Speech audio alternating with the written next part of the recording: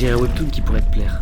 Qu'est-ce que tu ferais si tu pouvais te téléporter du jour au lendemain? C'est la question que se pose Mina depuis qu'elle a découvert cet incroyable don. Chaque jour, elle s'emploie à tester ses limites. Un saut toutes les 1 à 2 secondes, 24 sauts consécutifs avant d'être complètement épuisée. Malgré ça, les possibilités qui s'ouvrent à elle sont infinies. Elle pourrait faire le bien comme son père avant elle, policier assassiné par un criminel. Dans tous les cas, elle prend soin de garder son secret jusqu'au jour où sa harceleuse la pousse au bout et va trop loin. Mina craque et la jette dans les airs, la laissant pour morte. Cela pourrait en rester là s'il n'y avait pas eu un témoin et surtout si la victime ne faisait pas partie de la famille la plus riche du pays et n'était pas la fille de celui qui leur sert de tueur. Entre ces harceleurs, leur lien avec des gangsters et les assassins à ses trousses, Mina va devoir décider ce qu'elle va faire de ses pouvoirs. Moment nostalgie, mais déjà ça me fait penser à Jumper et rien que pour ça c'est oui. Le style très coloré et les grands panoramas rajoutent un mood que j'adore. Et le côté limité de ses pouvoirs permet de créer une tension supplémentaire en fonction de comment ses adversaires peuvent l'utiliser contre elle. Un peu à la Death Note. Et d'ailleurs comme Death Note, rapidement on commence à être tiraillé entre les intentions louables d'un personnage et ce qu'il est prêt à faire pour atteindre son but.